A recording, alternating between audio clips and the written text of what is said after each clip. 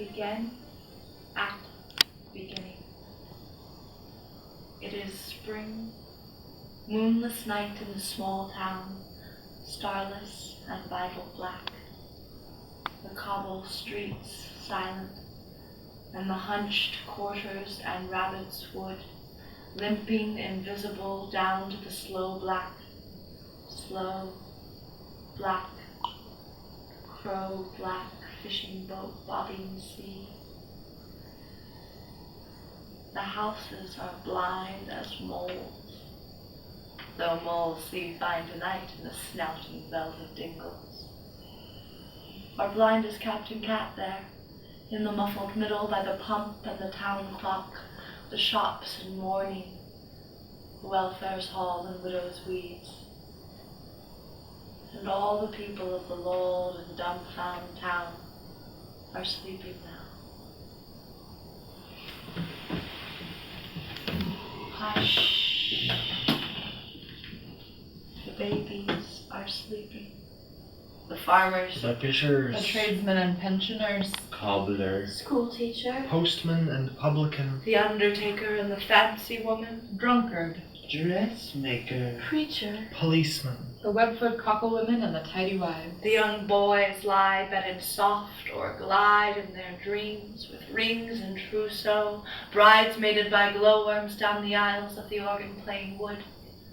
The girls are dreaming wicked, or of the bucking ranches of the night and the jolly Rogered Sea, and the anthracite statues of the horses sleep in the fields, and the cows in the byres, and the dogs in the wet-nosed yards, and the cats nap in slant corners or lope sly, streaking and needling on the one cloud of the roofs.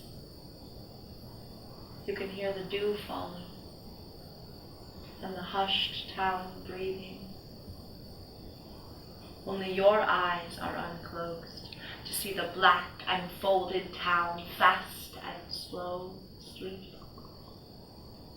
And you alone can hear the invisible starfall, the darkest before dawn, minutely dew-grazed stir of the black dab-filled sea, where the Arethusa, the curlew and the skylark, Zanzibar, Rhiannon, the rover, the cormorant, and the star of Wales tilt and ride. Listen. It is night in the chill, squat chapel, hymning in bonnet and brooch and bombazine black, butterfly choker and bootlace bow, coughing like nanny goats, sucking mintoes, 40 winking hallelujah. Night and 4 ale, Quiet as a domino. Enochi Milkman's loss, like a mouse with gloves. In Daybread's bakery. flying like black flour. Look, it is night, dumbly, royally winding through the coronation cherry trees, going through the graveyard of Bethesda with winds gloved and folded and dew-doffed, tumbling by the sailor's arms. Time passes. Listen. Time passes. Come closer now. Only you can hear the houses, sleeping in the streets, in the slow, deep salt and silent black bandaged night. Only you can see in the blinded bedrooms, the combs, petticoats over the chairs, the jugs and basins, the glasses of teeth, thou shalt not on the wall, and the yellowing dicky bird watching pictures of the dead. From where you are, you can hear and see behind the eyes of the sleepers the movements and countries and mazes and colors and dismays and rainbows and tunes and wishes and flight and fall and despairs and big seas of their dreams. From where you are, you can hear their dreams. Captain Cat, the retired blind sea captain, asleep in his bunk in the sea-shelled, ship-and-bottled, ship-shaped best cabin of schooner house dreams of. Never such seas as any that swamped the decks of his SS Kidwelly, bellying over the bedclothes and jellyfish slippery, sucking him down salt deep into the davy dark where the fish come biting out and nibble him down to his wishbone, and the long drowned nuzzle up to him.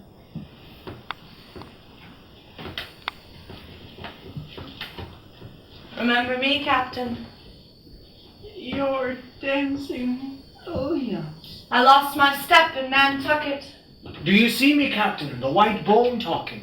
I'm Tom Fred, the donkey man. We shared the same girl once. Her name was Miss Probert. Rosie Probert, 33 Duck Lane. Come on up, boys. I'm dead. Hold me, Captain.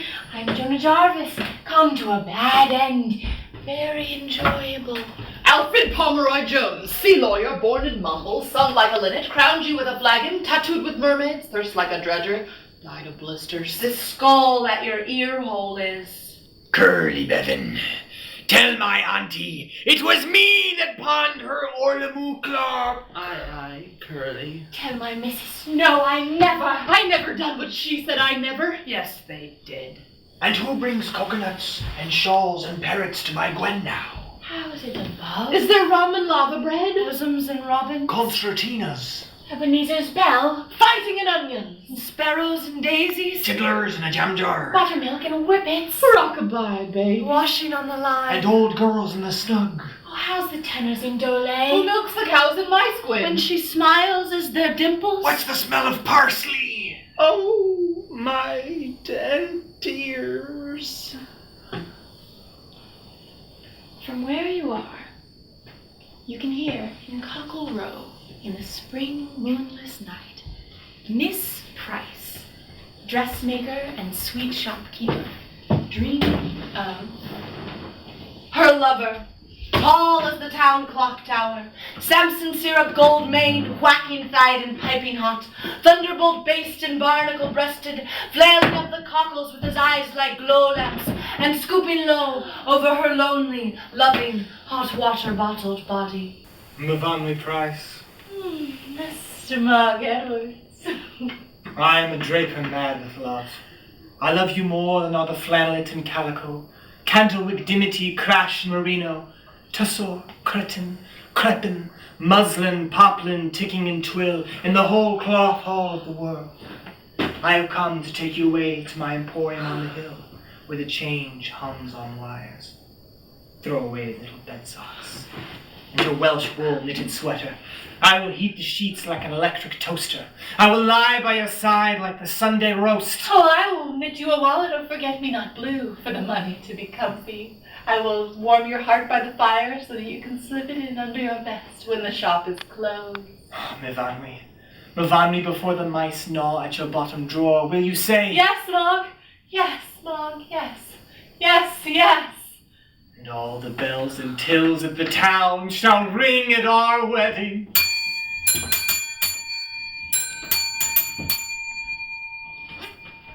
Come now, drift up the dock. Come up the drifting sea dark street now, in the dark night, seesawing like the sea, to the Bible Black, airless attic, over Jack Black the cobbler shop, where alone and savagely Jack Black sleeps in a nightshirt tied to his ankles with elastic and dreams of Chasing the naughty couples down the grass-green gooseberry double bed of the wood, flogging the tosspots in the spit and sawdust, driving out the bare-bulled girls from the sixpenny hops of his nightmare. Hockey fie! Hockey fie! Evans the Dead, the Undertaker. Laughs high and aloud in his sleep and curls up his toes as he sees.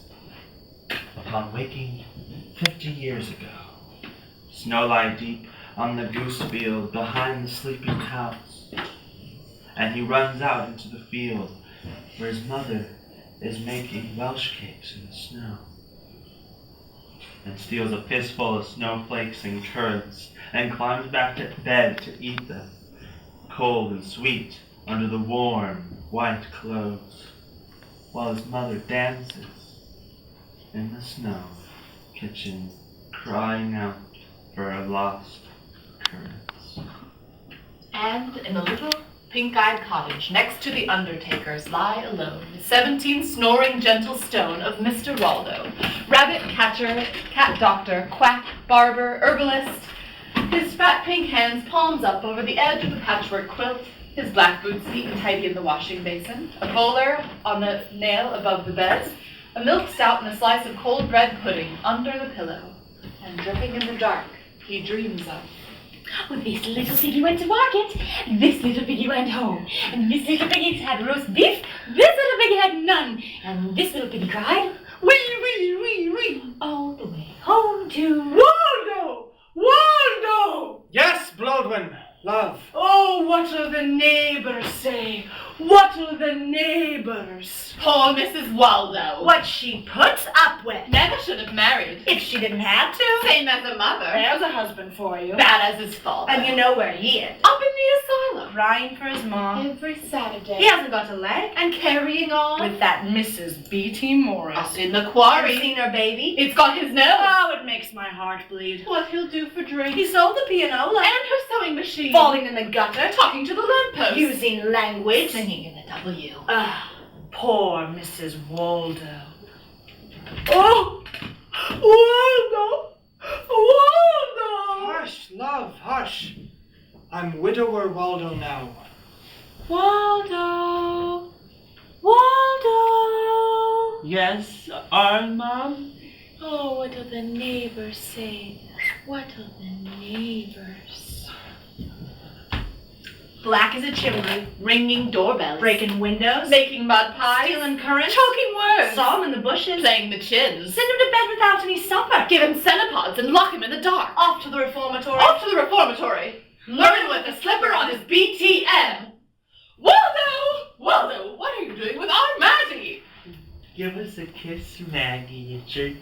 Give us a penny then. I only got a halfpenny. Lips as a penny. Do you take this woman, Mattie Richards? Dulcie Prothero. Effie Bevan. Lil the glue pot. Blodwin Bowen. To be your awful wedded wife? No! No, no, no, no! Now, in her iceberg white, holily laundered crinoline nightgown under virtuous polar sheets, in her spruced and scoured, dust-defying bedroom in trim and trig Bayview, a house for paying guests at the top of the town, Mrs. Ogmore Pritchard, widow twice, of Mr. Ogmore, linoleum, retired, and Mr. Pritchard, failed bookmaker, who, maddened by besoming, swabbing, and scrubbing, the voice of the vacuum cleaner and the fume of polish, ironically swallowed disinfectant, fidgets in her rinsed sleep, wakes in a dream, and nudges in the ribs. Dead Mr. Ogmore, dead Mr. Pritchard, ghostly on either side. Mr. Ogmore? Mr. Pritchard? It's time to inhale your balsam. Oh, Mrs. Ogmore. Oh, Mrs. Pritchard. Soon it will be time to get up. Tell me your tasks in order. I must take my pajamas from the drawer marked pajamas. I must take my cold bath, which is good for me. I must wear my flannel band to ward off sciatica. Must put on my apron and dress behind the curtain. I must blow my nose In the garden, if you please. in a piece of tissue paper which I afterwards burn. I must take my salts, which are nature's friend. Boil the drinking water because of germs. I must take my herbal tea, which is free. Tap. And have a charcoal biscuit which is good for me. I may smoke one pipe of asthma mixture. In a woodshed, if you please. And dust the parlor and spray the cannery. I must put on rubber gloves and search the peak for fleas. I must dust the blinds and then I must raise them. And before you let the sun in, mind it wipes its shoes. In Gossamer Bainan, Butcher Bainan's Gossamer Bainan, daughter, school teacher, dreaming deep, daintily ferrets under a fluttering hummock of chicken's feathers, in a slaughterhouse that has chintz curtains and a three-piece suite, and finds, with no surprise, a small, rough, ready man with a bushy tail winking in a paper carrier. At last, my love. Sighs Gossamer Bainan, and the bushy tail wags, rude and ginger. Help! Cries Organ Morgan, the organist in his dream. There is perturbation and music in Coronation Street. The spouses are out honking like geese, and and the babies singing opera. PC Artillery has his truncheon out, he's playing cadenzas by the pump. The cows from Monteredo sing like reindeer. And look! On the roof of Handel Villa! The women's welfare whole thing!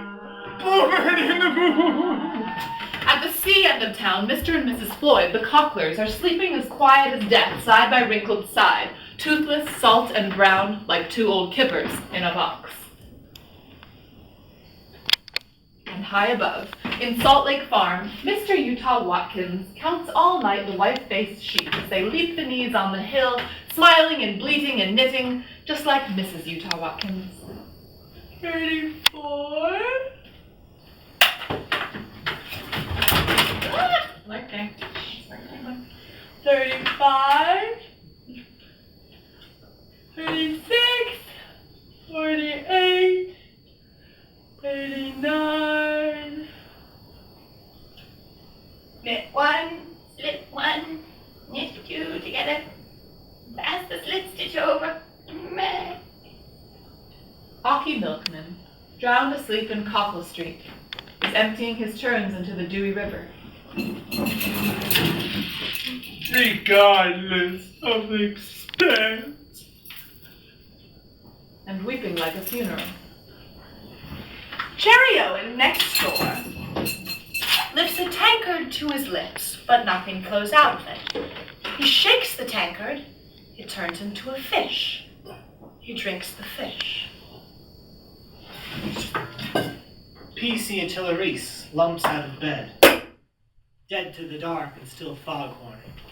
He drags his helmet out from under the bed.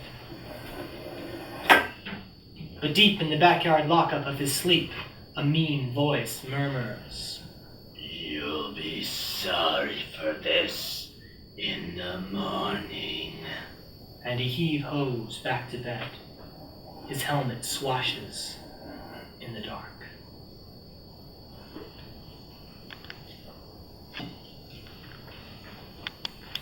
Willy-nilly postman, asleep up street, walks 14 miles to deliver the post as he does every day of the night, and rat-a-tats hard and sharp on Mrs. Willie. Don't spank me, please, teacher! Whimpers his wife at his side, but every night of her married life, she has been late for school. Sinbad Sailors, over the taproom of the Sailor's Arms, hugs his damp pillow, whose secret name is Gossamer Bacon. And a mogul catches Lily Smalls in the wash house. Oh, you old mogul!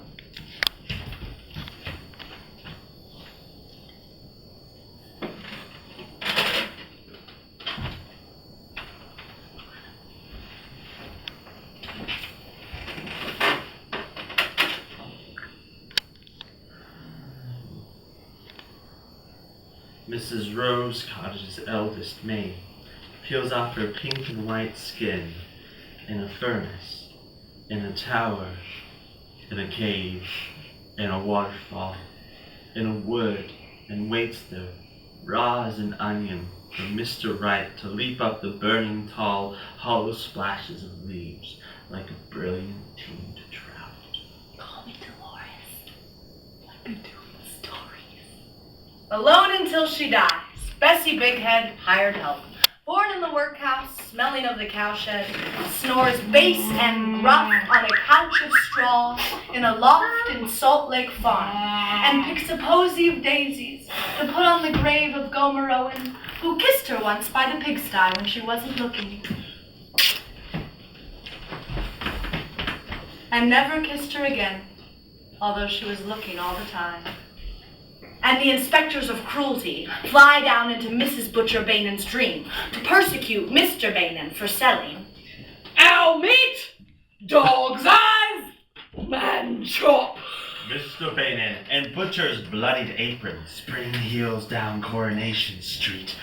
A finger, not his own, in his mouth. Straight-faced and his cunning sleep, he pulls the legs of his dreams and... Hunting on pigback shoots down the wild giblets.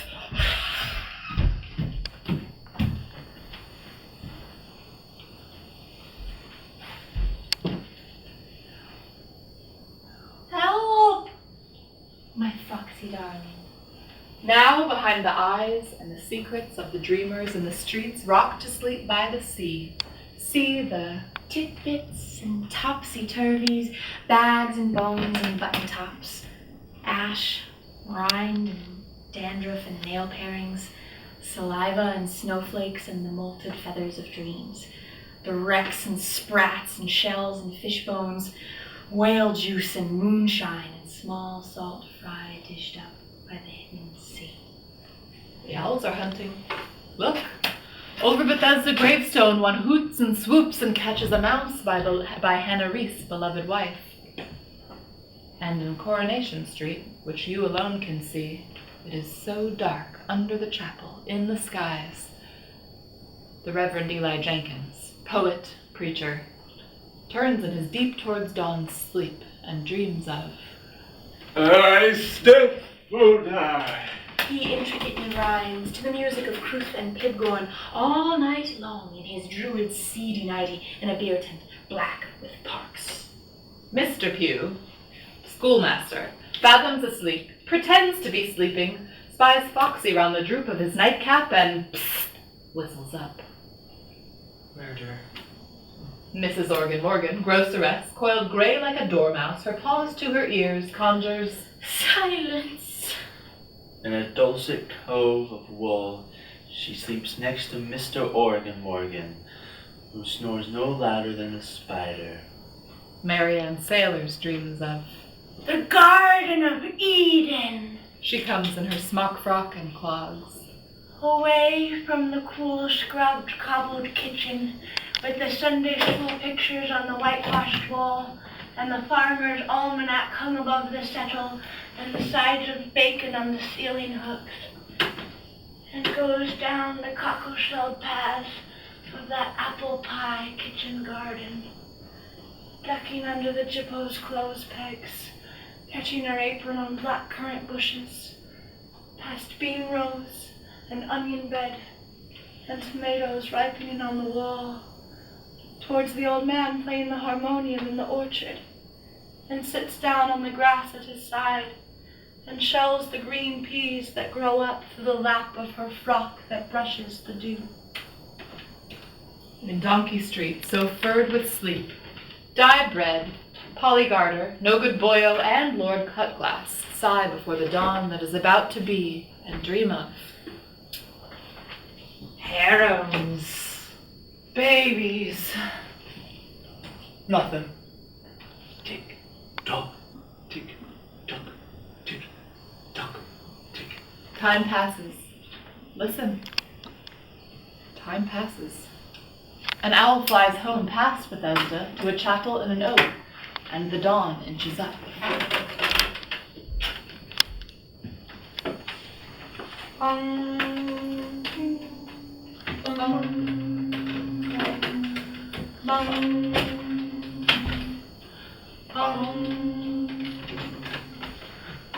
Stand on this hill.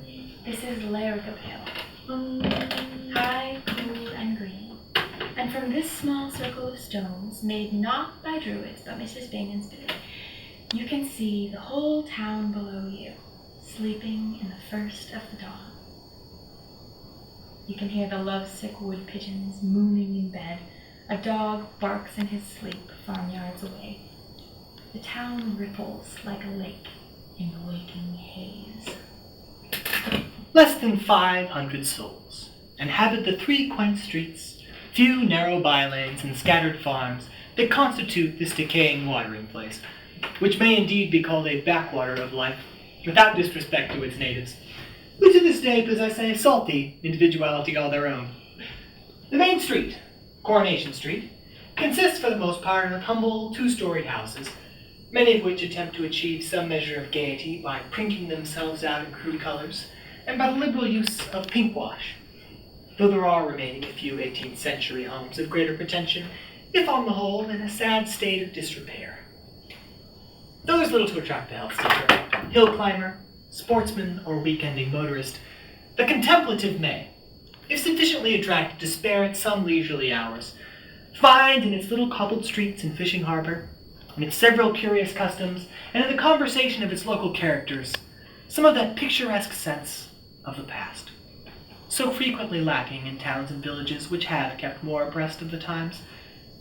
The River Dewey is said to abound in trout, but is much poached, and the one place of worship, with its neglected graveyard, is of no architectural interest.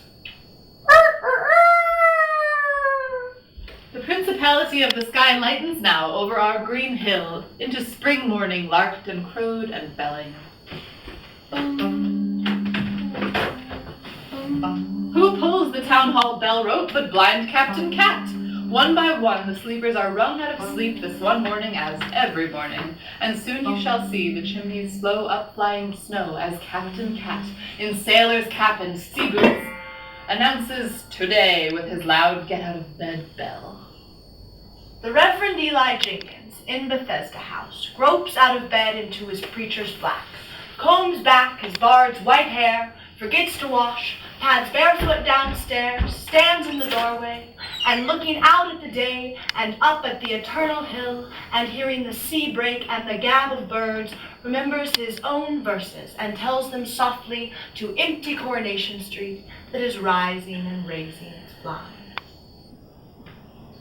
Dear Guardia, I know there are towns lovelier than ours, and fairer hills and loftier far, with groves more full of flowers,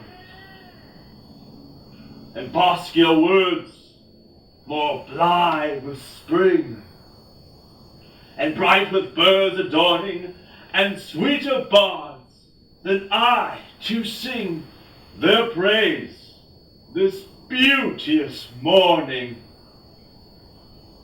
By Carrig seaman, king of tide, our heron head is only a bit of stone, with seaweed spread, where gulls come to be lonely. A tiny dingle is Milkwood, by Golden Grove, neath Grongar. But let me choose, and oh, I should love my life and longer, to stroll among our trees and stray on Goosegard Plain and Donkey Down, and to hear the Dewey sing all day, and never, never leave the town. The Reverend Jenkins closes the front door. His morning service is over. Now, woken at last by the out-of-bed sleepy head, Polly put the kettle on town hall bell. Lily Smalls, Miss Bainen's treasurer, comes downstairs from a dream of royalty, who all night long went larking with her full of sauce through the Milkwood dark, and puts the kettle on the Primus ring in Miss Bainen's kitchen, and looks at herself in Mr. Bainen's shaving glass, and sees. Oh, there's a face. Where you get that hair from, Lily? Got it from an old tomcat? Well, give it back then, love. There's a perm. Oh, where you get that nose from, Lily? Got it from my father, silly. Got it on upside down. There's a conch. Oof. Look at your complexion. Oh, you look. Needs a bit of makeup. Needs a veil.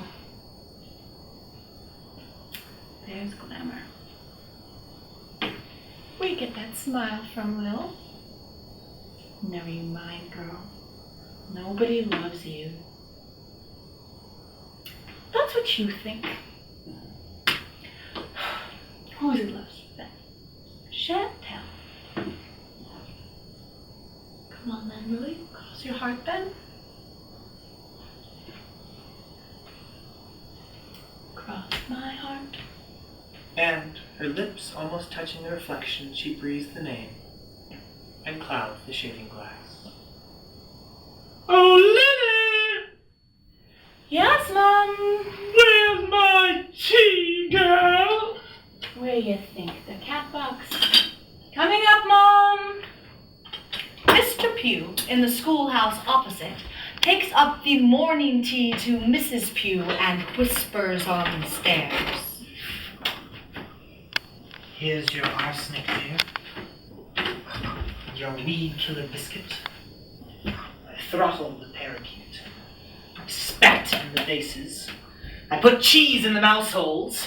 Here's your nice tea, dear. Too much sugar. You haven't tasted it yet, dear. Too much milk, then. Has Mr. Jenkins said his poetry? Yes, dear. Then it's time to get up. Give me my glasses. No, not my reading glasses. I want to look out. I want to see. Lily Smalls, the treasurer, down on her red knees, washing the front step. She's tucked her dress in her bloomers. Oh, the baggage. Mr. P.C. Tillery's ox broad and barge booted in a beef-red huff gown walks down from police house. He's going to arrest Polly Garter. Mark my words. What for, dear? But for having babies. And for lumbering down to the beach to see that the sea is still there.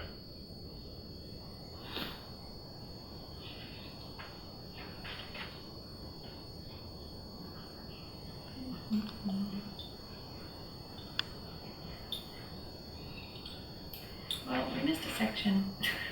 Keep going, we're stressful. Marianne Sailors says. We missed the whole... I think we should keep going, because we might skip something. Well, Honoria. Praises the Lord who made porridge! I will say this for her. She never makes a mistake.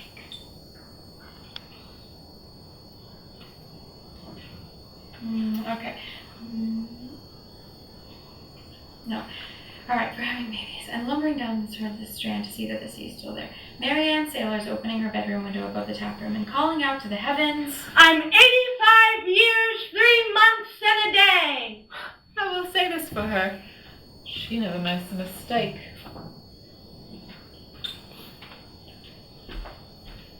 Morgan at his bedroom window playing chords on the sill to the morning fishwife souls who heckling over Donkey Street. Observe.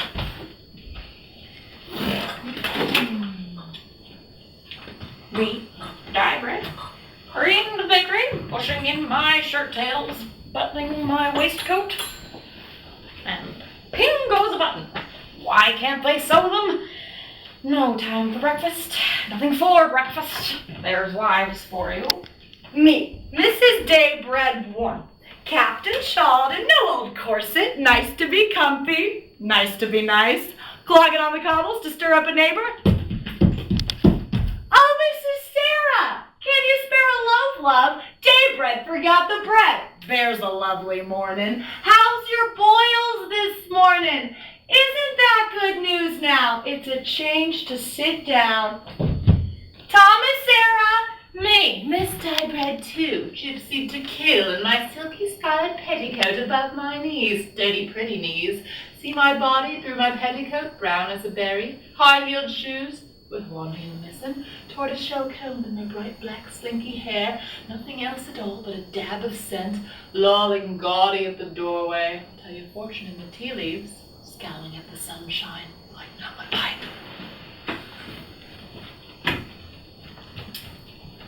The old cut glass in an old frock coat belonged to Eli Jenkins, and a pair of postman's trousers from the Bethesda Jumbo. Running around and emptying slops. Oh, fine there, Rover. Oh. And running back in again. Tick-tock, tick-tock, tick-tock. Me, no good boyo, up to no good in the wash house. Me, Miss Price, in my pretty print housecoat, deft at the clothesline, natty as a Jenny Wren, then pit-pat back to my egg in its cozy, my crisp toast fingers, my homemade plum and butter pat. Me, Polly Garter, under the washing line, giving the breast and the garden to my bonny new baby. Nothing grows in our garden, only washing and babies. And where's their fathers live, my love? Over the hills and far away. You're looking up at me now. I know what you're thinking, you poor little milky creature. You're thinking you're no better than you should be, Polly, and that's good enough for me. Oh, isn't life a terrible thing, thank God.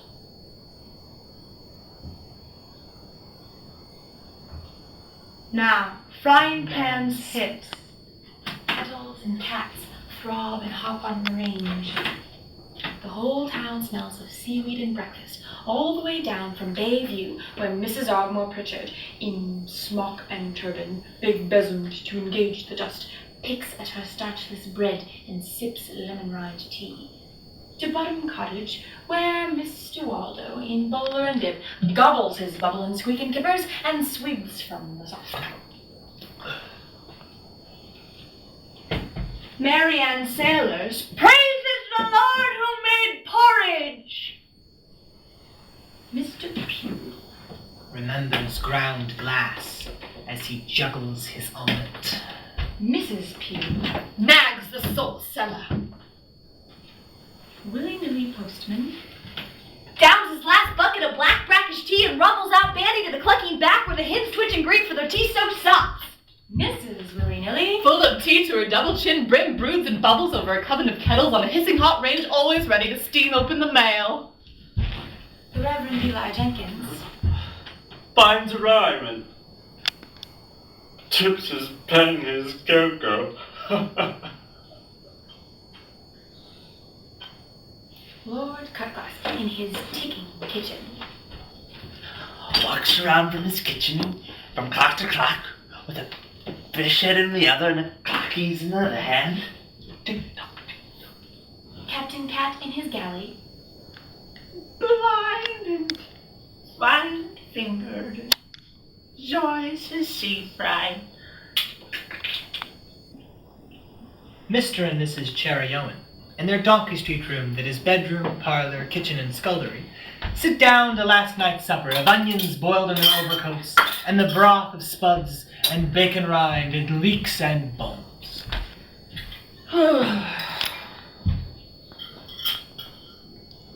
See that smudge on the wall next to the picture of Auntie Blossom?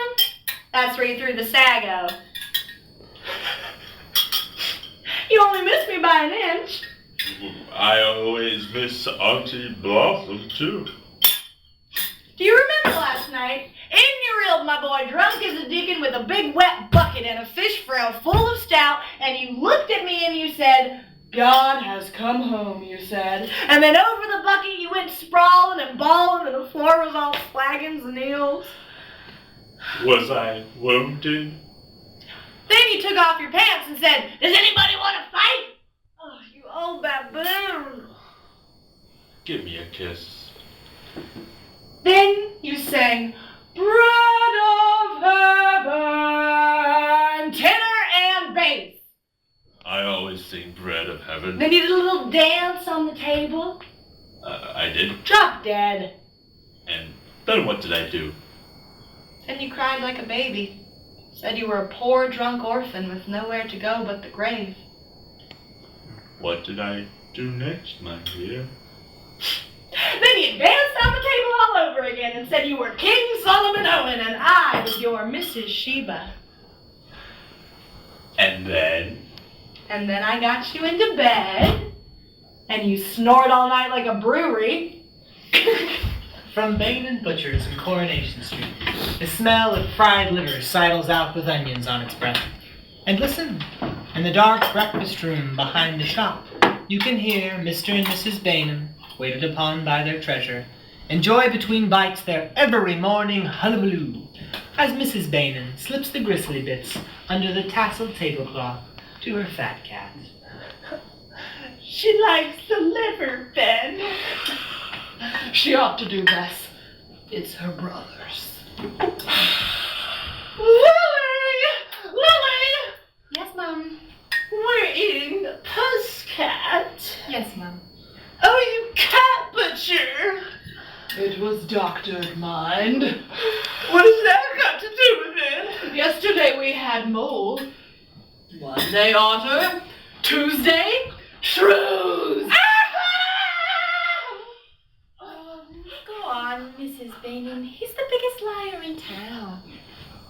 Don't you dare say that about Mr. Bailey! Everybody knows it, Mom. Mr. Bailey never tells a lie. Do you, Ben? No, Bess.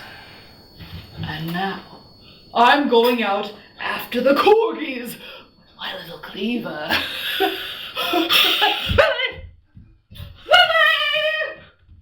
Sinbad sailors, over the taproom of the Sailor's Arms, draws a pint in the sunlit bar. The hands of the clock say 11:30. 11:30 is opening time. The hands of the clock have stayed still at 11:30 for over 50 years. It's always opening time in the Sailor's Arms. Here's to me, Sinbad. All over town, babies and old men are cleaned and put into their broken prams and wheeled out onto the sunlit cockle cobbles or into the backyards under the dancing bedclothes and left. A baby cries. I want my pipe. He wants his bottle. Noses are wiped, heads picked, hair combed, paws scrubbed, ears boxed, and the children shrilled off to school. Fishermen grumble to their nets. No good boyo goes out in the dinghy Zanzibar, ships the oars, and drifts in the dab-filled bay. Lying on his back among the unbaled water, crab's legs and tangled lines, he looks up at the spring sky. I don't know who's up there, and I don't care. He turns his head and looks up at Larragub Hill and sees among the green lathered trees the white houses of the strewn-away farms, where farm boys whistle, dogs shout, cows low, but all too far away for him or you to hear. And in the town, the shops squeak open. Mr. Edwards, at the doorway of Manchester House, in butterfly collar and straw hat, measures with his eye the dawdlers by for striped flannel shirts, shrouds, flowery blouses, and bellows to himself in the darkness behind his eye. I love Miss Price. Syrup is sold in the post office. A car drives to market, full of fowls and a farmer. Milk churns stand at Coronation Corner like short silver policemen. And sitting at the open window of Schooner House, blind Captain Cat hears all the mourning of the town. He hears the children on the cobbles. Maggie Richards, Ricky Rice, Tommy Powell, Art South, Little Gerwain, Billy Swansea with the dog voice, one of Mr. Waldo's, Nasty Humphrey, oh, Jackie with a sniff. Where's Dickie's Albie? And the boys from Japan. Perhaps they got the rash again. Somebody's hit Maggie Richards. 2-1, it's Billy. Never trust a boy who barks. Right again, it's Billy. And the children's voices cry away. That's willy-nilly at Bayview. Rat-a-tat. Soft knock. Kid's got a knocker on. Who sent a letter to Mrs. Ogmore Pritchard? Careful now, she swabs the front glassy. Mind your size, 12s. Every step is like a bar of soap. That old Bessie with beeswax the lawn to make the birds slip. Morning, Mrs. Ogmore Pritchard! Good morning, postman. Here's a letter for you with stamped and addressed envelope enclosed all the way from Bournemouth Wells. A gentleman wants to study birds. And can he have accommodation for 2 weeks and a bath vegetarian? No. You would know he was in the house, Mrs. Ogmore Pritchard. He'd be gone in the morning to the bag of dawn with his bag of breadcrumbs and his little telescope. And come home at all hours. flowers covered in feathers. I do not want persons in my nice, clean rooms putting their feet on my carpets, sneezing on my china, sleeping in my sheets. But he only wants a single bed, Mrs. Ogmore. Pritchard? And off she goes. Polish the potatoes in the kitchen. Willie, Captain Cat hears willy-nilly's feet, heavy on the distant cobbles. 1, 2, 3, 4, 5. Oh, that's Mrs. Rowe's cottages. What's today? Today she gets her letter from her sister in Gorslas. How's the twins' teeth? Oh, he's stopping at schoolhouse. Morning, Mrs. Pugh. Mrs. Ogmore Pritchard won't have a gentleman in from Bullock Wells because he'll sleep in her sheets. Mrs. Rose Cottage's sisters and Gorslas's twins have got to have them out. And Give me the parcel. it's for Mr. Pugh, Mrs. Pugh. Never you mind. What's inside it? A book called Lives of the Great Poisoners. That's Manchester House. Morning, Mr. Edwards. Very small news. Mrs. Ogmore Pritchard won't have birds in the house, and Mr. Pugh's bought a book now on how to do in Mrs. Pugh. Have you got a letter from her? Miss Price loves you with all her heart. Smelling of lavender today. She's down to the last of the elderflower wine, but the quince jam's berried up and she's knitting roses on the doilies. Last week, she sold 3 jars of boiled sweets, pound of humbugs, half a box of jelly babies, and 6 colored floaties of layer gum. Yours forever, and 21 X's. Oh, willy-nilly, she's a ruby. Here's my letter for her. Put it in her hands now. Mr. Waldo on his way to Sailor's Arms. A pint of stout with an egg in it. Oh, it's a letter for him. It's another paternity summons, Mr. Waldo. The quick footsteps hurry on along the cobbles, up 3 steps to the Sailor's Arms. Quick, Sinbad, pint of stout. No egg in. People are moving now, up and down the cobbled streets. All the women are out this morning. You can tell it's spring. There goes Mrs. Cherry Owen. You can tell by her trotters. Off she trots, new as a daisy. Who's that by the pump? Mrs. Floyd and Boyo, talking flatfish. What can you talk about? Flatfish? Oh, Mrs. Diebed one waltzing down the street. Every time she shakes, it's just slap, slap, slap. Who's that? Mrs. Butcher Balin and her big, fat, black cat. He follows her everywhere. Meow and all. Mrs. 23. Important. The sun gets up, it goes down in her dewlap. She closes her eyes, it's night. High heels in the morning, too.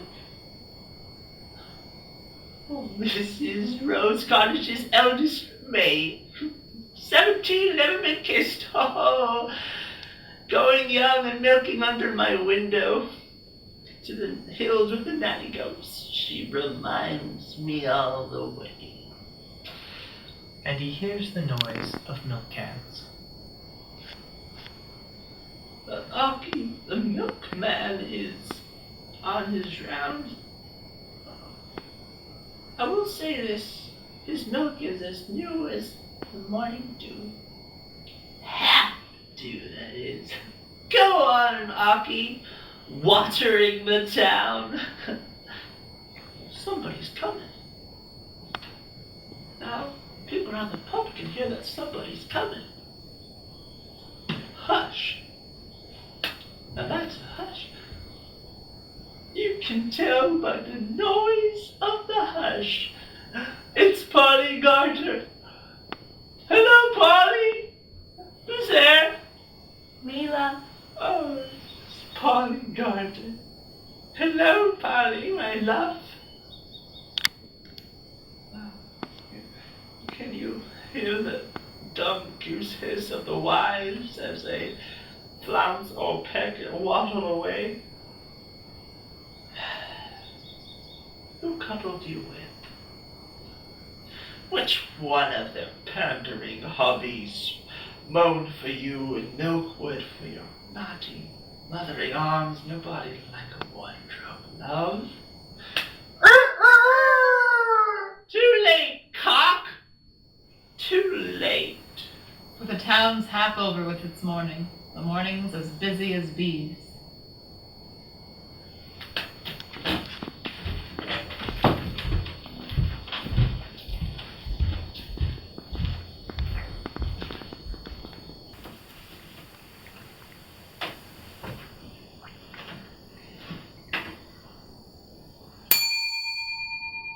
There's the clip-clop of horses on the sun-honeyed cobbles of the humming streets, hammering of horseshoes, gobble, quack, and cackle, tom-tit twitter from the bird-ounced boughs, braying on donkey down.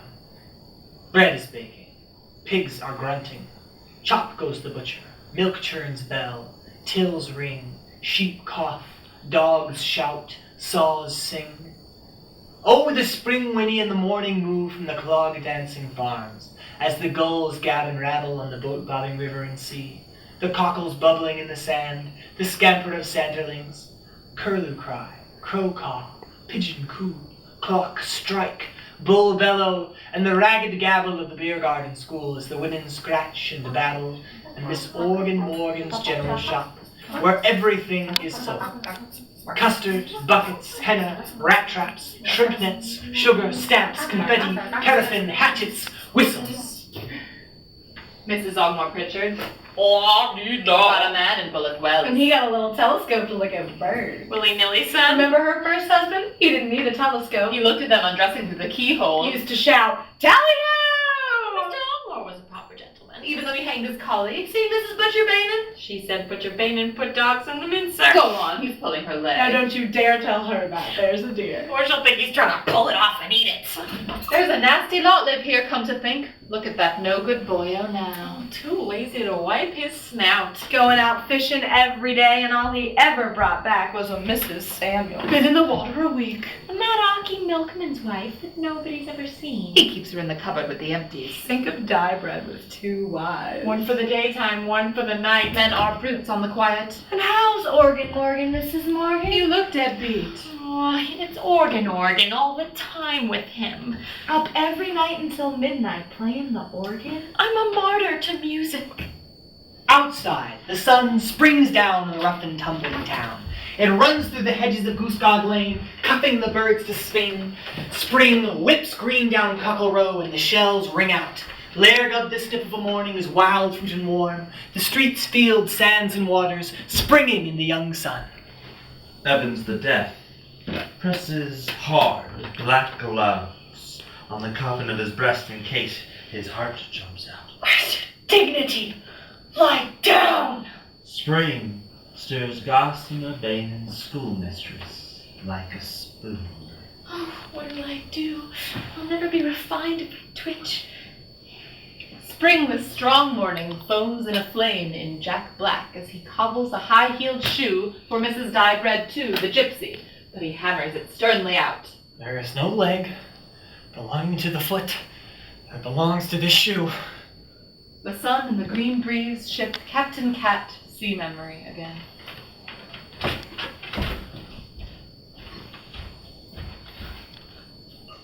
No!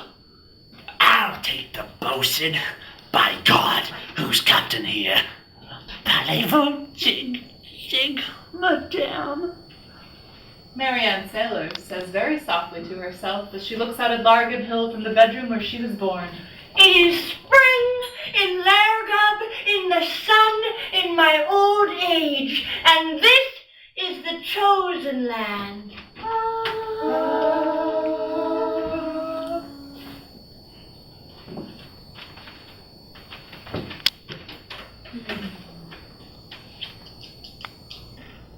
And then willy-nilly the postman husband's dark and sizzling, damp, tea-coated, misty pygmy kitchen, where the spitting cat kettles throb and hot on the range, Mrs. Willy-Nilly steams open Mr. Margaret's letter to Mrs. Margaret Price and reads it aloud to Willy-Nilly by the squint of the spring sun through the one-sealed window running with tears as the hens at the back door whimper and snivel for their liverish, vague black tea.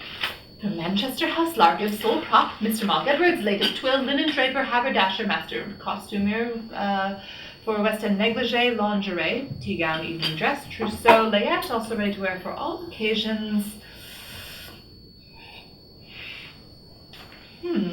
And economical outfitting for agricultural employment, our speciality, wardrobes bought, advertising weekly in the Twill Bugle, beloved Bonnie Price. My bride in heaven. I love you until death do us part, and then we shall be together, forever and ever. A new parcel is coming from Carmarthen today, all the colors of the rainbow. I wish I could tie a ribbon in your hair, a white one, but it cannot be. I dreamed last night. You were all dripping wet. And you came and you sat on my lap as the Reverend Jenkins went down the street. I see you got a mermaid in your lap, he said, and he lifted his hat. He is a proper Christian. Not like Cherry Owen, who said you should have thrown her back, he said. Business is very poorly. Polly Garter bought 2 garters with roses, but not the stockings to go with. What is the use, I say? Mr. Waldo tried to sell me a women's nightie outsize. Said he found it, we know where. Tom the sailors bought a packet of pins to pick his teeth. If this goes on, I shall be in the workhouse. My heart is in your bosom, and yours in mine. God be with you always, my Fanny Price, and keep you lovely for me in his heavenly mansion. I must stop now, and remain your eternal Maud Edwards. And then a little message with a rubber stamp. Shop at Moggs. And willy-nilly, rumbling, jockeys out again to the 3-seated shack called the House of Commons, where the hens weep and seize in sudden spring shine. Herring balls heckling down to the harbor, where the fishermen spit and prop up the morning, and eye the fishy sea smooth to the sea's end as it lulls in blue, green and gold money, tobacco, tinned salmon, hats with feathers, pots of fish paste, warp for the winter to be, weave and leap in it, rich and slippery in the flash and shapes of fishes in the cold sea streets. But with blue, lazy eyes, fishermen gaze at that milkmaid whispering water, with no great ruck or ripple, as though it blew great guns and serpents and typhooned the town. Too rough for fishing today. And they thank God. And gob at a goal for luck. And Maslow moves silent uphill. From the still, still sea. Towards the sailors' arms, where the children, rough and singing out of school, into the draggled hail. And Captain Cat hears the words of their song. Johnny Cat and Lassie Snail put their baby in a milky pail. Lassie Snail and Johnny Cat, one would pull it out, one would put it back. The music of the spheres. It is heard distinctly over Milkwood. It is the rustle of spring. A glee party sings in Bethesda graveyard, gay but muffled, Vegetables make love above the tenders. and dogs bark blue in the face. Mrs. Ogmore Pritchard belches in a teeny hanky, and chases the sunlight with a fly whisk. But she cannot drive out the spring. From one of the finger bowls a primrose grows. Mrs. Diebread 1 and Mrs. Diebread 2 are sitting outside their house in Donkey Lane. One darkly, one plumply, blooming in the quick, dewy sun. Mrs. Diebread 2 is looking into a crystal ball, which she holds in the lap of her dirty yellow petticoat. hard against her hard, dark thigh. Cross my palm with silver, out of our housekeeping money. Oh, I see a feather bed with 3 pillows on it. There's a text above the bed. I can't read what it says. There's great clouds blowing. Well, now they've blown away. God is love, the text says. Oh, that's our bed. And now it's vanished. The sun is spinning like a top. Who's this coming out of the sun? Why, it's a hairy little man with big pig lips. He got a walleye. It's day! It's daybread! Shh! The feather bed's floating back. The hairy little man, he's taking his boots off. He's pulling his shirt over his head. He's beating his chest with his fist. He's climbing into bed. Go on, go on. There's 2 women in bed with him. He looks at them both with his head cocked on one side. He's whistling through his teeth now. He grips his little hands round one of the women. Which one? Which one? I can't see anymore. There's great clouds blowing again. Ah, mean old clouds. The morning is all singing. The Reverend Eli Jenkins, busy on his morning calls, stops outside the welfare hall to hear Polly Garter as she scrubs the floor for the Mothers' Union dance tonight. I loved a man whose name was Tom. He was strong as a bear and 2 yards long. I loved a man whose name was Dick. He was big as a barrel and 3 feet thick. I loved a man whose name was Harry, 6 feet tall and sweet as a cherry.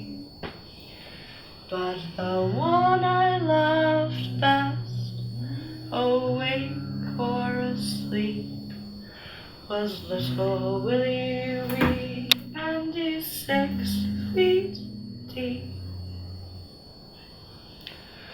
Oh, Tom, Dick, and Harry were 3 fine men, and I'll never have such loving again. But little Willie Wee, who took me on his knee, Little Willie Wee was the man for me. Praise the Lord. We are a musical nation. And the Reverend Eli Jenkins hurries on through the town to visit the sick with his jelly and poems. The town There- is as full as a lovebird's egg, There goes the Reverend. says Mr. Waldo at the smoked herring brown window of the unwashed Sailor's Arms. With his brawly and his odes. Fill her up, Sinbad. I'm on the treacle today. The silent fishermen flush down their pints. oh, Mr. Waldo, Sighs Sinbad Sailors. I dote on that gossamer Bainin. She's a lady all over. And Mr. Waldo, who is thinking of a woman who is soft as Eve and sharp as sciatica to share his bread pudding bed, answers, No woman that I know is. And if only Grandma'd die, cross my heart, Mr. Waldo, I'd go down on my knees and I'd say, Miss Gossamer, I'd say. And the morning school is over, and Captain Catch, at his curtained schooner's porthole, open to the spring sun tides, hears the naughty forfeiting children double and ride on the cobbles.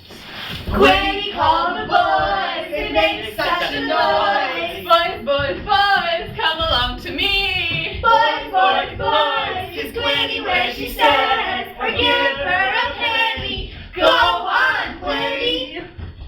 Kiss me in Goose Gob Lane. What's your name? Billy. Kiss me in Goose Gob Lane, Billy, or give me a penny, silly. Gwenny, I kiss you on Goose Gog Lane. I don't have to give you a penny. Boys, boys, boys, is Gwenny where she said, or give her a penny. Go Largan Hill or give me a penny. What's your name? Johnny Cristo. Kiss me in Largan Hill, Johnny Cristo, or give me a penny, mister. I kiss you in Largo Pill, and now I haven't got to give you a penny. Boys, kiss Gwenny where she said, or give her a penny. Go on, Gwenny. Kiss me in Milkwood, or give me a penny. What's your name? Dickie. Kiss me in Milkwood, Dickie, or give me a penny, quickly. Gwenny, I can't kiss you in Milkwood. Gwenny, ask him why. Why? My mother says I mustn't. Cowardly bastard! Give Gwenny a penny! Give me a penny. I haven't got any. Put him in the river! Up to his liver! Quick, dirty dick! Beat him up the with a rhubarb stick! Aye! And the shrill girls giggle and master around him, and squeal as they clutch and thrash, and he blubbers away downhill with his patched pants falling, and his tear-splashed blush burns all the way, as the triumphant bird-like sisters scream with buttons in their claws, and the bully brothers hoot after him, his little nickname, and his mother's shame, and his father's wickedness with the wild, loose, barefoot women of the hovels of the hills. It all means nothing at all.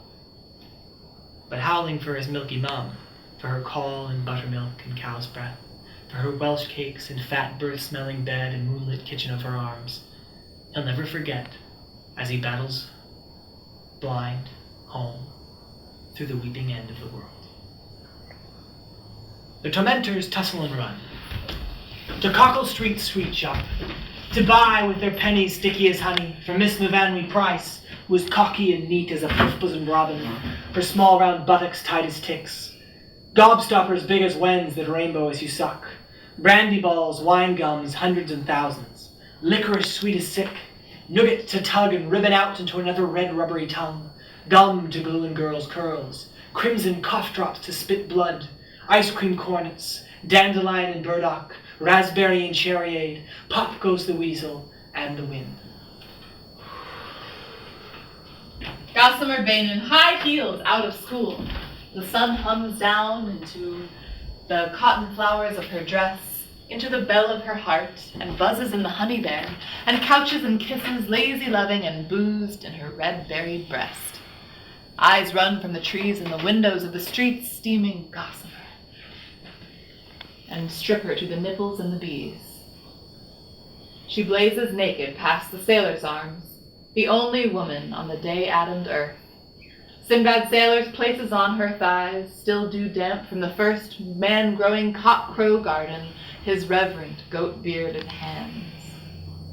I don't care if he is common. She whispers to her salad day deep self.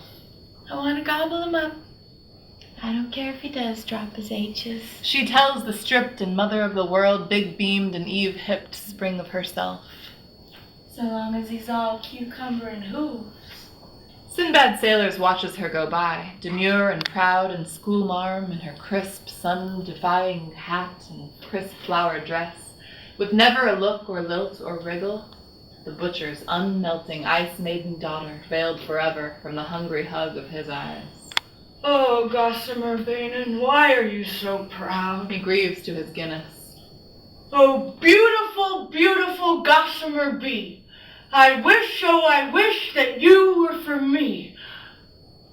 I wish you were not so educated.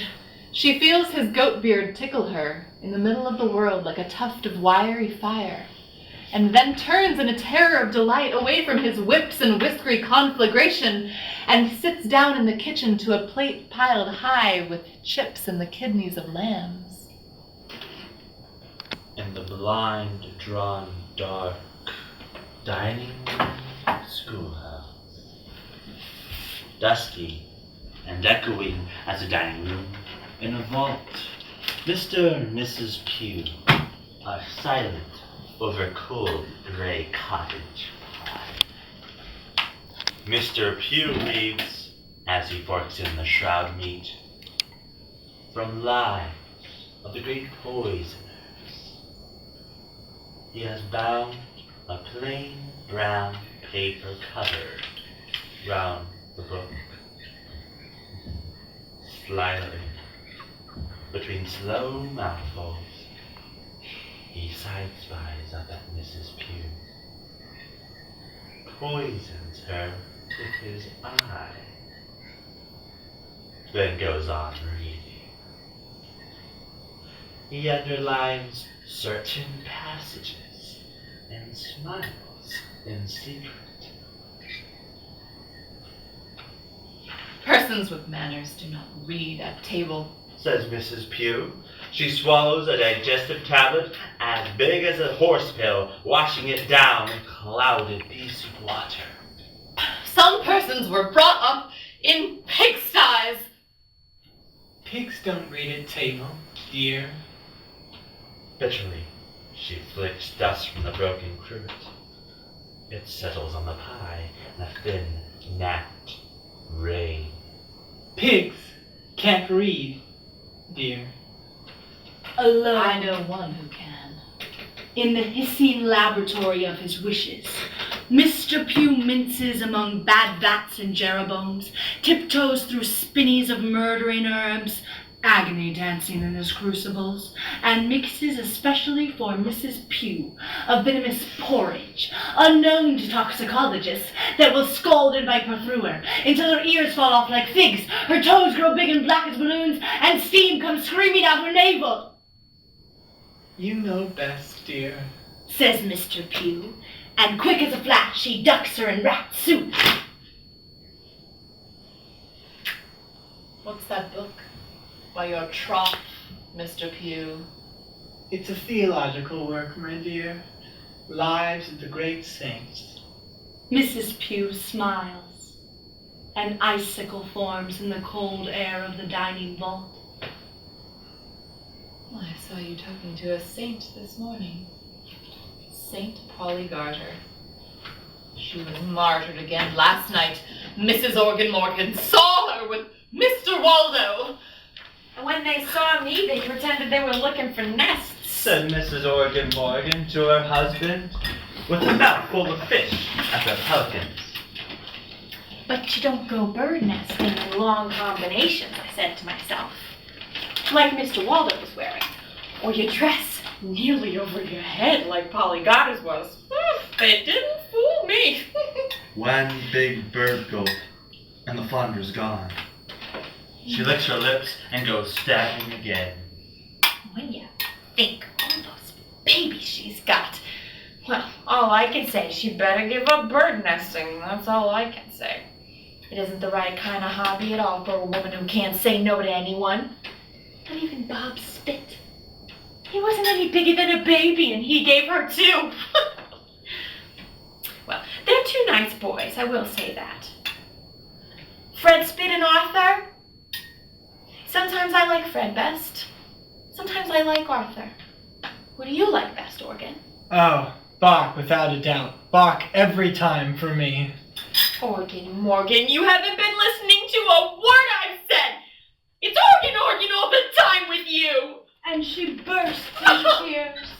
And in the middle of her salty howling, nimbly spears a small flatfish and pelicans of hope. And then Palestrina.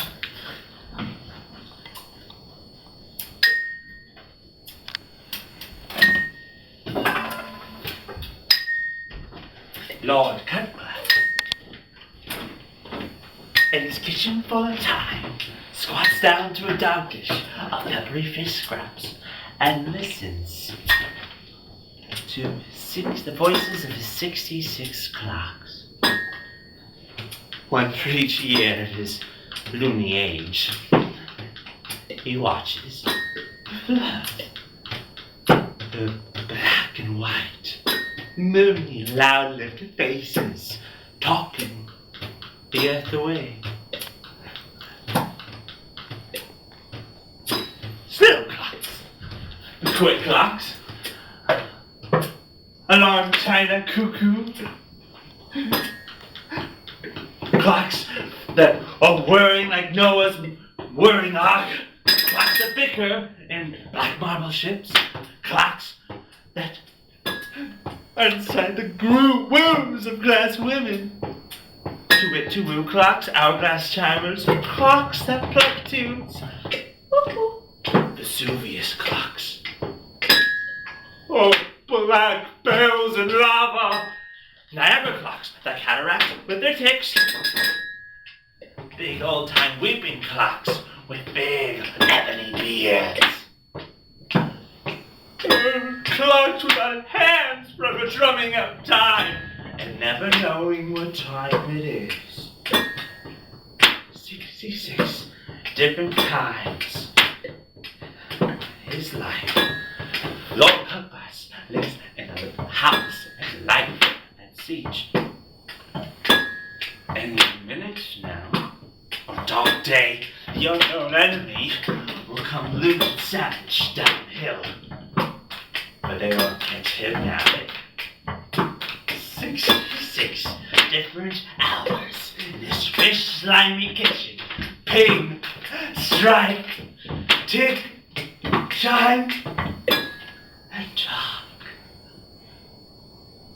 The lust and lilt and lather and emerald breeze and crackle of the bird praise and body of spring with its breasts full of rivering May milk means to that lordly fish-head nibbler nothing but another nearness to the tribes and navies of the last black day who'll sear down and pillage Armageddon Hill to his double-locked, rusty-shuttered, tick-tock, dust-scrabbled shack at the bottom of the town that has fallen head over bells in love.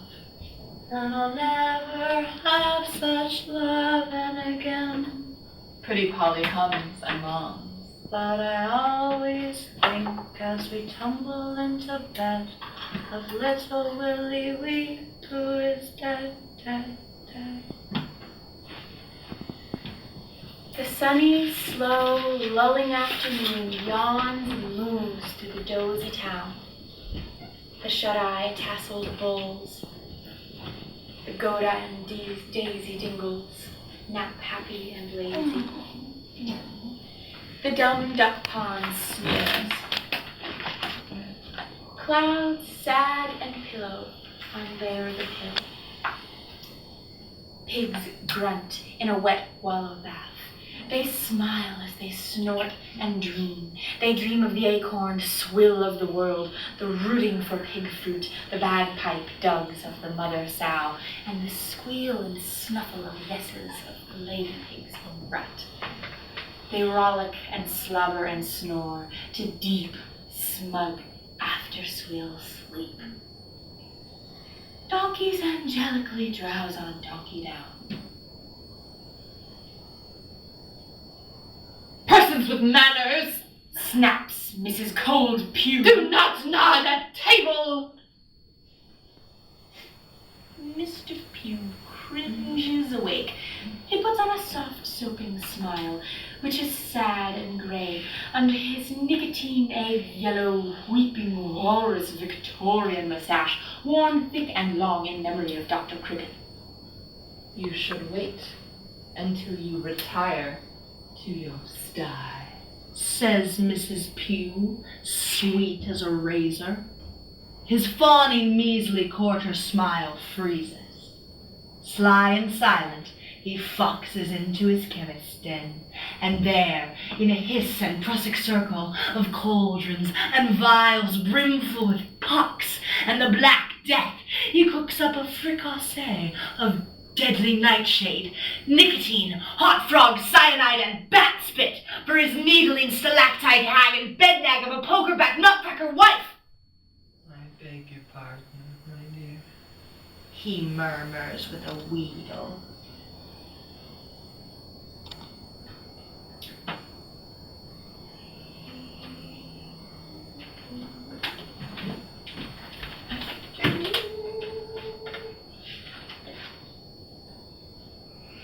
Captain Cat at his window thrown wide to the sun, and the clippered seas he sailed long ago when his eyes were blue and bright, slumbers and voyages, ear-ringed and rolling, I love you, Rosie Probert, tattooed across his belly. He brawls with broken bottles and the fugue and babble of the dark dock bars. He roves with a herd of short and good time cows in every naughty port. He twines and souses with the drowned, blousy-breasted dead. He weeps as he sleeps and sails. One voice of all he remembers most dearly as his dream buckets down. Lazy early Rosie with the flaxen thatch, whom he shared once with Tom Fred the donkey man and many another seaman, speaks clearly and near to him from the bedroom of her dust. In that gulf and haven fleets by the dozen have harbored the little heaven of the night, but she speaks to Captain Napping Cat alone. Miss Probert. From Duck Lane, Jack. Quack twice and ask for Rosie. Is the one love of his sea life that was sardined with women. What seas did you see, Tom Cat, in your sailoring days, long, long ago? What sea beasts swere in the wavery green when you were my master? I'll tell you the truth. Seas barking with seals. Blue seas. Green seas. Seas covered with eels and mermen and whales. What seas were rocking, my little deckhand, my favorite husband, in your sea boots and hunger? My duck, my whaler, my honey, my daddy, my pretty sugar sailor with my name on your belly, when you were a boy, long, long ago. As true as I am here, dear. You Tom Cat stud. You landlubber Rosie. My cozy love. My easy.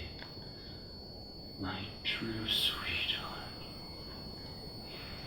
Seas green as a beam.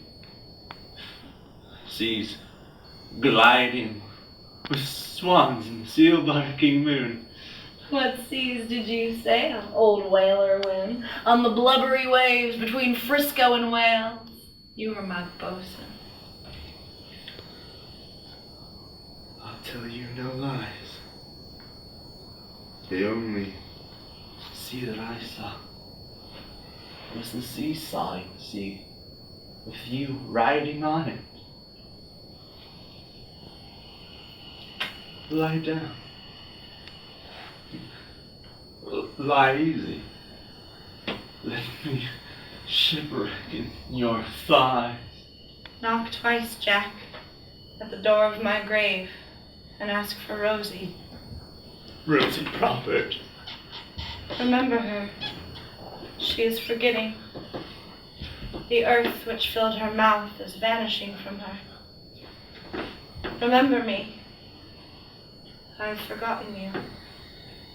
I am going into the darkness of the darkness forever. I have forgotten I was ever born.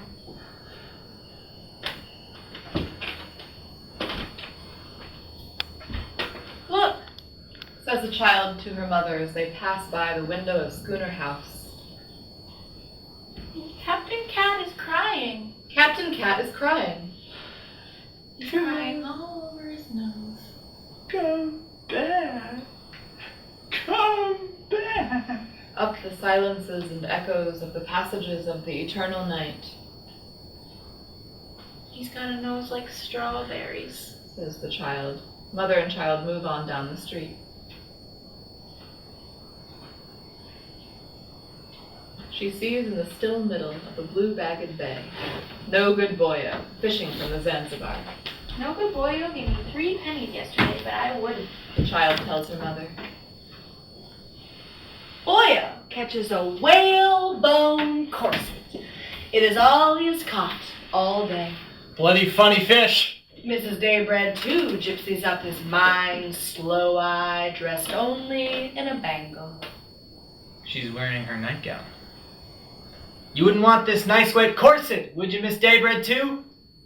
No, I won't, And a bite of my little apple? he offers with no hope. She shakes her brass nightgown, and he chases her out of his mind. And when he comes gusting back, There in the bloodshot center of his eye, a geisha girl grins and bows in a kimono made of rice paper.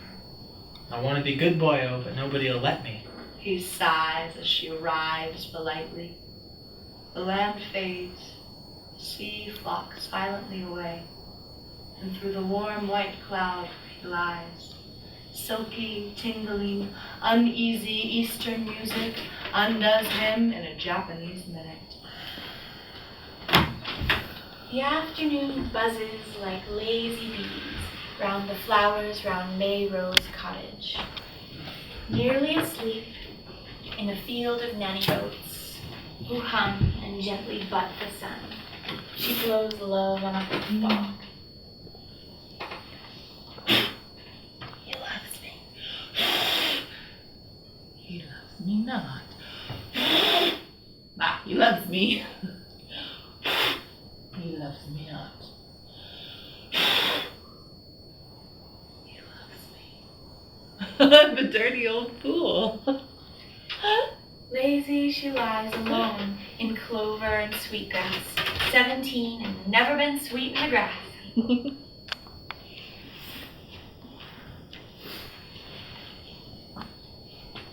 Reverend Eli Jenkins? Inky, in his cool front parlor, or pongo, tells only the truth in his life's work. Population, main industry, shipping, history, topography, flora and fauna of the town he worships in the White Book of Lergo. Portraits of famous bards and preachers, all fur and wool from the squint to the kneecap, hang over him heavy as sheep, next to faint lady watercolors of pale green milkwood, like a lettuce salad dying. His mother, propped against a pot and a palm, with her wedding ring waist and black clothed dining table bust, suffers in her stays. Oh, angels, be careful with your knives and forks. He prays. There is no known likeness of his father Esau, who, undog-collared because of his little weakness, was scythed to the death one harvest by mistake, while sleeping with his weakness in the corn. He lost all ambition and died with one leg. Poor Dad. Grieves the Reverend Eli. To die of drink at agriculture. Farmer Watkins and his Salt Lake farm hates his cattle on the hill as he hoes them into milking. Damn you, you damn dairies! A cow kisses him. Ugh! Bite her to death! He shouts to his deaf dog, who smiles and flicks his hands. Gore him! Sit on him, Daisy! He bawls to the cow, who barbed him with her tongue, and she moves gentle words as he raves and shouts among the summer-breathed slaves walking delicately to the farm. The coming of the end of the spring day is already reflected in the lakes of their great eyes. Bessie Bighead greets them by the names she gave them when they were maidens. Craig, Meg, Wall, Buttercup, Fan from the Castle, Theodosia, Miss Daisy. They bow their heads. Look up Bessie Bighead in the White Book of Lergo, and you will find the few haggard rags and the one poor glittering thread of her history laid out in the pages there, with as much love and care as a lock of hair of first lost love. Conceived in Milkwood, born in a barn, wrapped in paper and left on a doorstep, big-headed and bass-voiced she grew in the dark, until long-dead Gomer Owens kissed her when she wasn't looking, because he was dared. Now in the light, she will work, sing, milk, say the cows' sweet names, and sleep until the night sucks out her soul and spits it into the sky. In her lifelong low light, holily Bessie milks the fond lake-eyed cows as dusk showers slowly down over byre, sea, and town. Utah Watkins curses through the farmyard on a cart horse. "Gallop, you bleeding cripple!" And the huge horse neighs softly as though he had given it a lump of sugar. Now the town is dusk. Each cobble, donkey, goose, and gooseberry street is a thoroughfare of dusk and ceremonial dust, of night's first darkening snow, and the sleep of birds drift through and under and through this live dusk of this place of love. Largate is the capital of dusk. Mrs. Ogmore Pritchard, at the first drop of the dusk shower, seals all her sea-view doors, draws the germ-free blinds, and sits erect as a dry dream in a high-backed hygienic chair, and wills herself to cold, quick sleep. At once, at twice, Mr. Ogmore and Mr. Pritchard, who all dead day long have been gossiping like ghosts in the woodshed, planning the loveless destruction of their glass widow, reluctantly sigh and sidle into her clean house. After you, Mr. Ogmore. You first, Mr. Pritchard. Oh no, Mr. Ogmore. You. Widowed her first. And in through the keyhole, with tears where their eyes once were, they ooze and grumble. Husbands, She says in her sleep. There is acid love in her voice for one of the two shambling phantoms. Mr. Ogmore hopes that it is not for him. So does Mr. Pritchard. I love you both. Oh, Mrs. Ogmore. Oh, Mrs. Pritchard. Soon it will be time to go to bed. Tell me your tasks in order. We must Take our pajamas from the drawer marked pajamas. And then you must take them off. Down in the dusky town, Mayrose Cottage, still lying in clover, listens to the nanny goats chew, draws circles of lipstick round her nipples. I'm fast. I'm a bad lot. God will strike me dead. I'm 17. I'll go straight to hell, she tells the goats. You just wait. I'll sin till I blow up. She lies deep, waiting for the worst to happen. The goats champ and sneer. At the doorway of Bethesda House, the Reverend Jenkins recites to Largate Hill his sunset poem.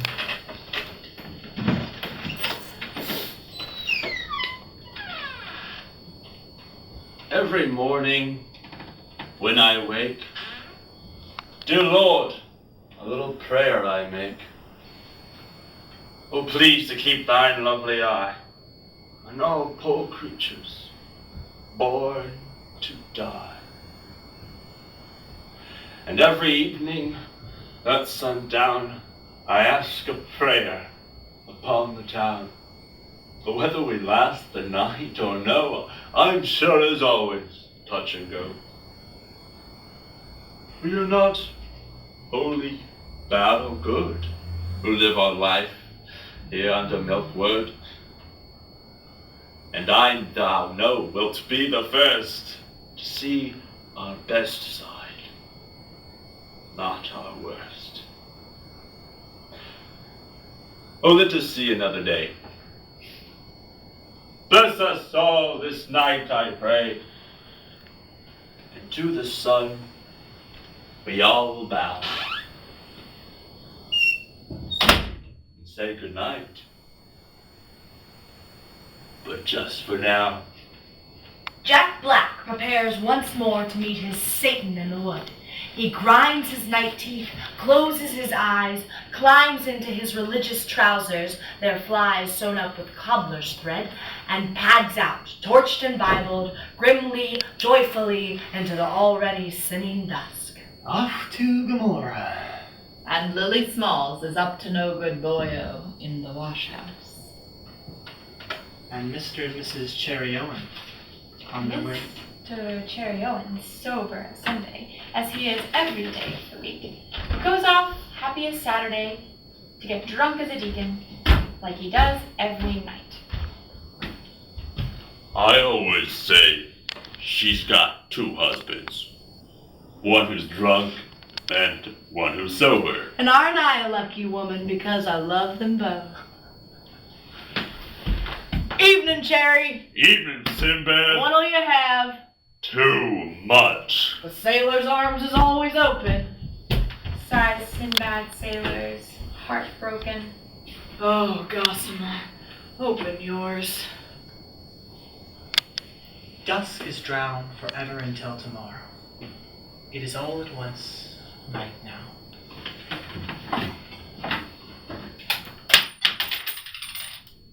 The windy town is a hill of windows, and from the rocked waves, the lights of the lamps of the windows call back the day and the dead that have run away to sea. All over the calling dark, babies and old men are bribed and lullabied to sleep. Hush, goodbye, baby, the Sandman is coming. Rock-a-bye, Grandpa, in the treetop. When the wind blows, the cradle will rock. When the bough breaks, the cradle will fall, and down will come Grandpa, whispers and all. Or the daughters cover up the old unwinking men like parrots, and in their little dark, in the lit and bustling young kitchen corners, they watch the long night through, beady-eyed all night long, in case death catches them asleep. Unmarried girls alone in their private bridal bedrooms, powder and curl for the dance of the world. They make in their looking glasses haughty or come-hithering looks for the young men who outside in the lamp-lit leaning corners who wait in the all-at-once wind to wolve and whistle. The drinkers in the sailors' arms drink to the failure of the dance. Down with the waltzing and the skipping. Dancing is natural. Righteously says Cherry Owen, who has just downed 17 pints of flat, warm, thin Welsh bitter beer. A farmer's lantern glimmers a spark on Largab hillside. Larrigab Hill, writes the Reverend Jenkins in his poem room. Larrigab, that mystic tomb, Michaelis. A memorial to the people who lived in the region known as Larrigab. Before the Celts left the land of summer, and the old wizards made themselves a wife out of flowers. Mr. Waldo, in his corner of the sailor's arms, sings.